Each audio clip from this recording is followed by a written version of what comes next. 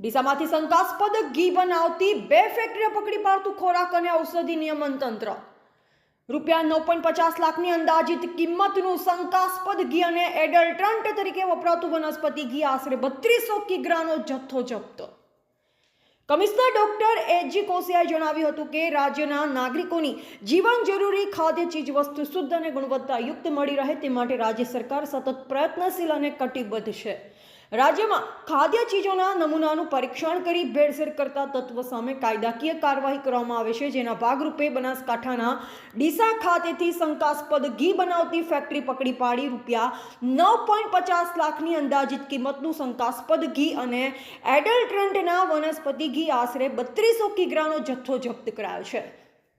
શ્રી કોશિયાએ ઉમેર્યું કે પાલનપુરના ખોરાક અને ઔષધિ નિયમન તંત્ર અને જિલ્લા પોલીસ